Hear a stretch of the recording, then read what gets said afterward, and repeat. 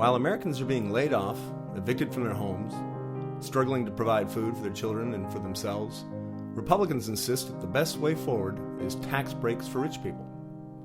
Well, let me see if I've got this straight.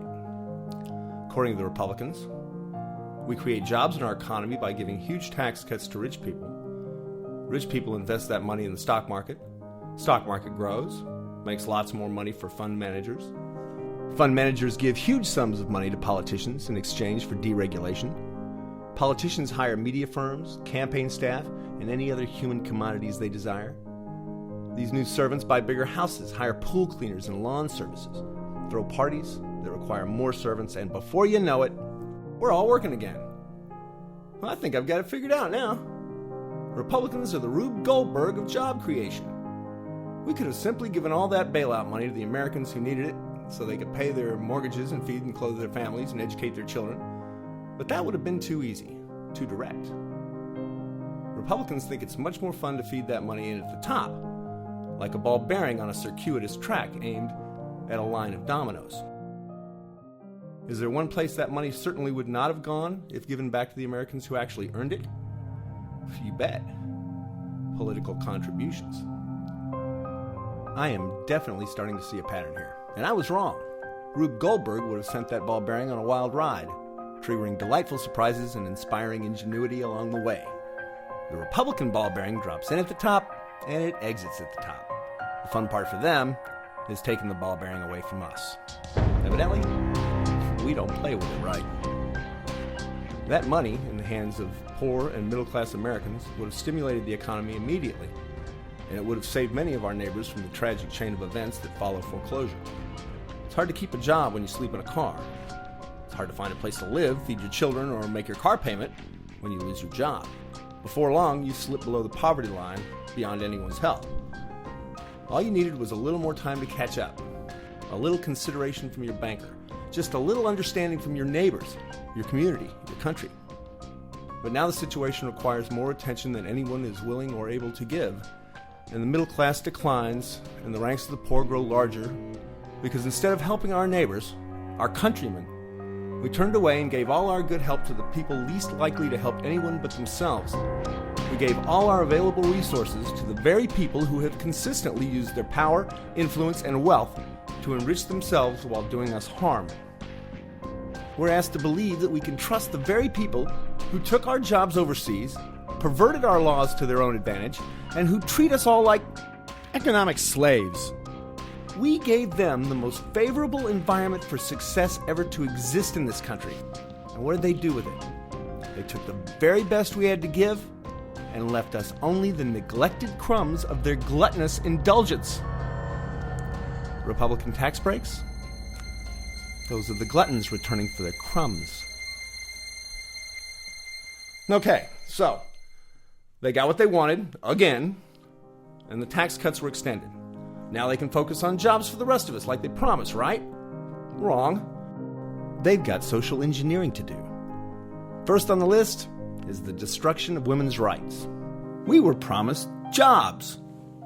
Nothing the Republicans have done since taking the House of Representatives has anything to do with jobs. They immediately began implementing their anti-freedom agenda and introduced several bills intended to restrict a woman's freedom, particularly where it concerns her health. They voted to defund Planned Parenthood, which is, for many women, the only health care they can afford. Planned Parenthood, contrary to Republican propaganda, is in the business of preventing abortions by delivering quality health care and contraception to the most vulnerable women in our society. Republicans have also presented a bill that would actually allow a public hospital to refuse emergency abortion procedures even to save a woman's life. Refuse to save a woman's life. I don't see any jobs in that deal. This is not the leadership we were promised. This is not a path to economic recovery. This is a damp, dark alley where evil men scurry and scratch for errant scraps of influence to feed their diseased ambitions. They rummage through the garbage where insurance men dump the ruined remains of our healthcare system. They snicker among themselves at the plight of the poor and the disabled, the war-torn and the helpless.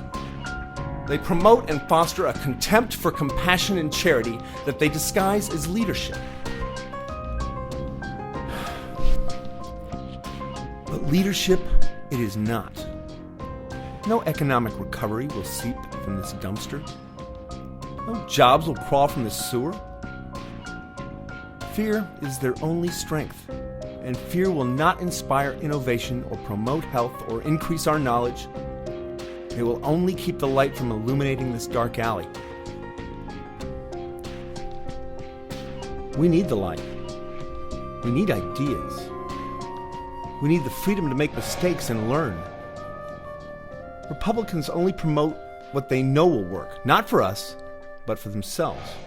And they continue to pass laws that prevent us from doing anything differently. If we are free only to do those things that Republicans believe is right, then we are not free at all. We are imprisoned within the cowardice of the status quo, and even our protestations become captive. We are, in fact, subjected to a very short list of options and a very long list of rules. Of course, if you're wealthy, these rules don't apply to you. We have another list, a much shorter list of rules for you, and a much longer list of options. Wealth really opens up those doors, doesn't it? Our country needs inspiration. It must find the courage to strike out in new directions. If we don't reject the Republican fear-mongering that prevents innovation, we cannot last much longer. We can't progress without progressive thought, progressive ideas, progressive citizens. We've allowed conservative thought to strip from us the idea that we are citizens working together for the betterment of all, and they've replaced it with the idea that we are consumers. Nothing infuriates me more than being called a consumer. As though my reason for existence is only to gorge myself on the gruel big business slops in the trough. Well, as long as we continue feeding at that trough, our economy goes nowhere for us.